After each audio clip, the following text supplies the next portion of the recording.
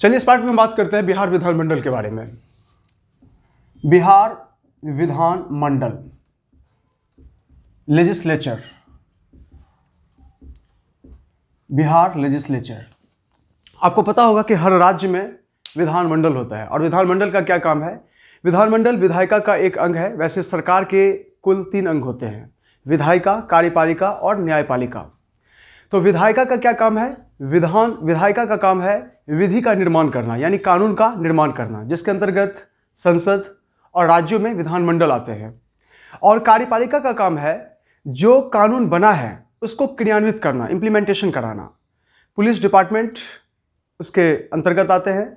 और कार्यपालिका का सबसे जो मुख्य प्रधान होता है वो राष्ट्रपति होता है, फिर उपराष्ट्रपति, फिर प्रधानमंत्री, फिर महान्यायवादी। और न्यायपालिका का क्या काम होता है? न्यायपालिका का काम होता है जो लॉ ब्रेकर होते हैं, जो कानून को नहीं मानते हैं, तो उसके खिलाफ उचित कार्रवाई करना, ये न्यायपालिका के अंतर्गत आते हैं। जैसे न्यायपालिका के क्षेत्र का जो सबसे मेन होगा वो सुप्रीम कोर्ट हो जाएगा, फिर उसके बाद हाई कोर्ट्स और स्टेट कोर्ट, डिस्ट्रिक्ट कोर्ट, जिसे सेशन कोर्ट भी कहते हैं। तो खैर हम यहाँ पे बात करेंगे बिहार विधानमंडल के बारे में। बिहार विधानमंडल कहाँ? बिहार विधानमंडल में, बिहार का जो विधानमंडल है वो स्थित है कहाँ पे? पटना में। पटना बिहार की राजधानी।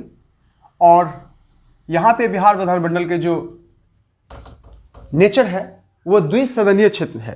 मैं इसको थोड़ा सा बड़ा बड़ा लिखता हूँ, बहुत लोग शिकायत करते हैं कि सर बड़ा लिखिए थोड़ा सा। बिहार विधानमंडल,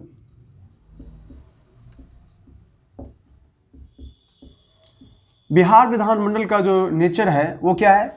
द्विसदनीय है। पूरे भारत में 7 ऐसे राज्य हैं, 7 या 8, जहां पे द्विसदनीय है। एक तो बिहार, उत्तर प्रदेश, उसके बाद वेस्ट बंगाल, कर्नाटक, आंध्र प्रदेश, तेलंगाना, ये ऐसे राज्य हैं जहां पे क्या है, और महाराष्ट्र, जहां पे विधानमंडल जो है इसकी नेचर क्या है? द्विसदनीय है, 2 हाउसेस, द्विसदनीय।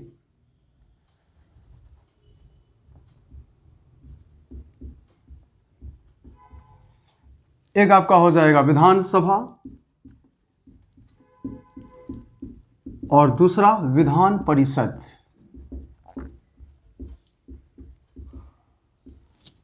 अब हम आपको यहां पे ये बताएंगे, आपको पता भी होगा कि विधानसभा की अगर हम बात करें तो बिहार विधानसभा में जो कुल सीटें हैं अभी वर्तमान में वो 243 सीटें हैं, 243 सीट्स। और विधान परिषद में जो सीटें हैं वो टोटल 75 सीट्स हैं। ठीक है।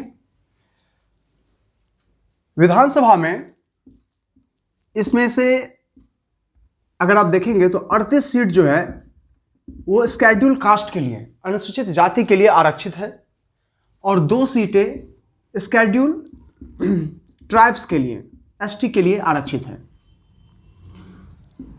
For reserve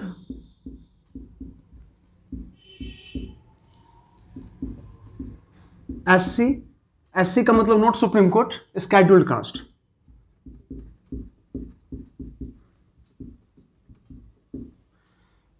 and for reserve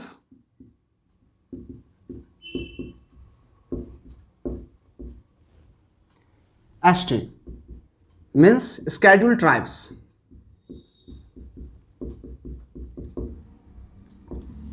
ये article Indian constitution article under the article 332, भारतीय संविधान का अनुच्छेद 332 कहता है कि विधानसभा में एससी और एसटी के लिए क्या होगा? आरक्षित सीटें होगा। तो अगर हम बिहार विधानमंडल पढ़ रहे हैं और बिहार विधानमंडल में विधानसभा की कुल सीटें 243 है, जिसमें 38 सीटें एससी के लिए और 2 सीटें एसटी के लिए क्या है? रिजर्व है। अब हम बात करते हैं विधान परिषद की। तो विधान परिषद की सीटें क्या है? 75 सीट्स हैं, और इसमें भी 63 सीट्स जो होते हैं वो नॉमिनेटेड होते हैं, इलेक्टेड होते हैं, और 12 सीटें राज्यपाल क्या करते हैं? नॉमिनेट करते हैं। जैसे राज्यसभा में 12 सीट क्या करते हैं? राष्ट्रपति नॉमिनेट करते हैं। ऐसे व्यक्तियों को नॉमिनेट किया जाता है जो एक प्रख्यात शिक्षाविद हो, कानून का अच्छा जानकार हो, या फिर कलाकार हो, समाजसेवी हो, पर्यावरणविद हो, या कुछ एक विशेष क्षेत्र में एक ख्याति प्राप्त व्यक्ति हो। तो 63 सीट्स क्या होते हैं इसमें आपके, वो इलेक्टेड होंगे, और प्लस 12 सीट्स आर नॉमिनेटेड, ये नामित होंगे। तो इस सेशन में आपको बिहार विधानमंडल में 243 सीट विधानसभा की, जिसमें से 38 सीट एससी के लिए रिजर्व है और 2 सीट्स एसटी के लिए रिजर्व है। और विधान परिषद की, बिहार विधान परिषद में कुल सदस्यों की संख्या 75 है, 75, जिसमें से 63 क्या किए जाते हैं, इलेक्टेड होते हैं, यानी निर्वाचित होते हैं, तथा जो 12 सीट्स हैं वो नॉमिनेटेड होते हैं, यानी नामित होते हैं। आप लोगों को समझ में आ गया होगा। यहाँ से क्वेश्चन ऐसे भी पूछा जा सकता है कि बिहार विधानसभा में कुल सदस्यों की संख्या कितनी है, तो आप बोलेंगे 243। या क्वेश्चन ये भी आ सकता है कि बिहार विधानसभा में कितने सीटें एससी के लिए आरक्षित है, तो 38 सीट्स हो जाएगा। कितने सीटें अनुसूचित जनजाति के लिए आरक्षित है, तो 2 सीट्स आ जाएंगे।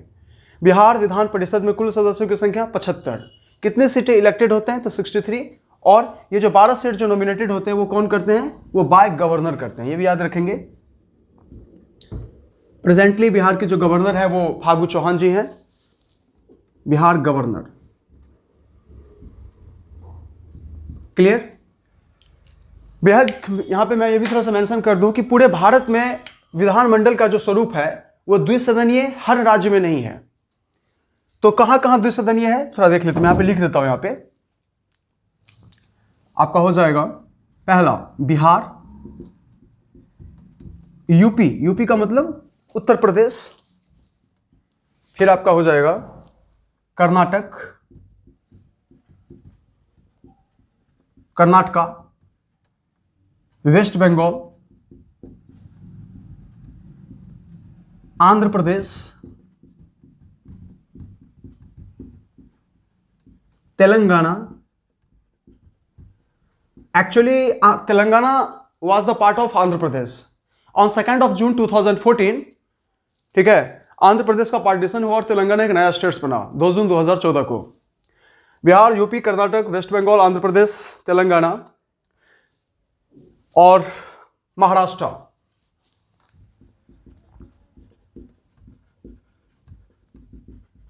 these are states which has bicameral।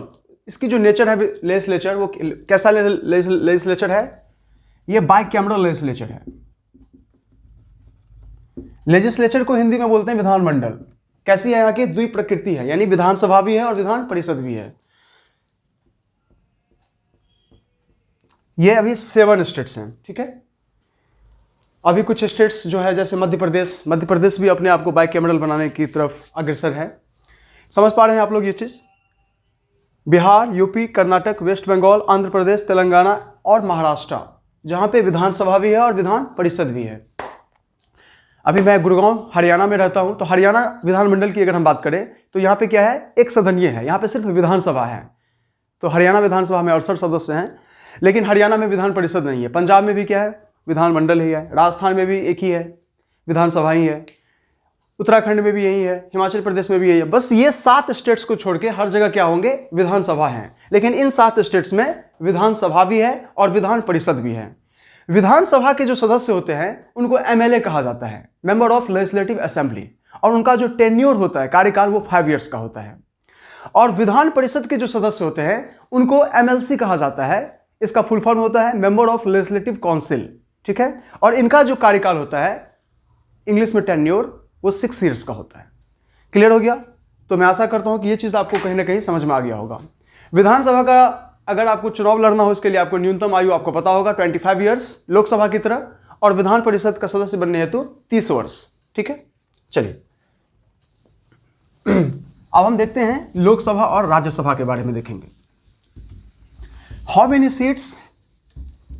Seats of Lok Sabha in Bihar?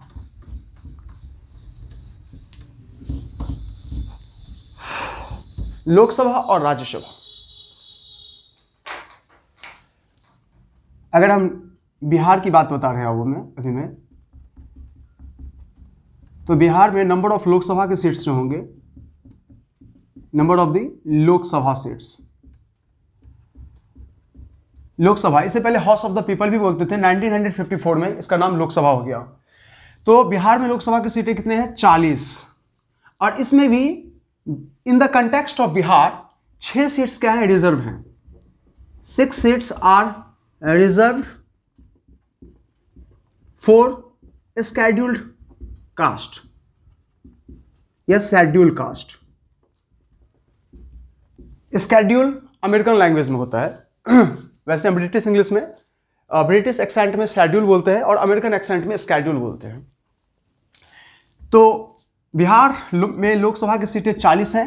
Total पूरे इंडिया में जो लोकसभा की सीट्स हैं 545 सीट्स हैं, जिसमें बिहार से 40 रिप्रेजेंटेटिव्स 40 प्रतिनिधि चुने जाते हैं। ओके, जिसमें 6 सीट्स क्या है? रिजर्व हैं। अगर हम if I am talking about how many number of the seats Rajya Sabha in Bihar, number of the Rajya Sabha seat,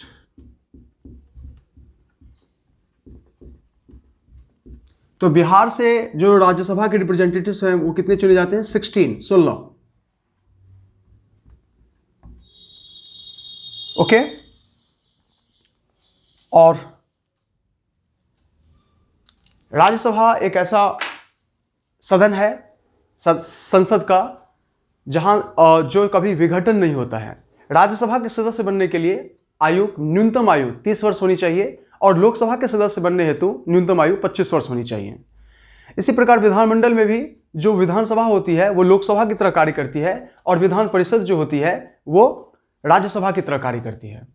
तो इस पार्ट 5 में सिर्फ हमारा पॉलिटिकल एंगल्स पे था, लेकिन आपको बता दूं कि पूरे भारत में पॉलिटिकली पॉइंट ऑफ व्यू से उत्तर प्रदेश सबसे सशक्त है, क्योंकि उत्तर प्रदेश में नंबर ऑफ लोकसभा के सीट्स कितने हैं? 80, राज्यसभा की सीटें 99, विधानसभा की सीटें 403 और विधान परिषद की सीटें और 100 मैंने बताया था।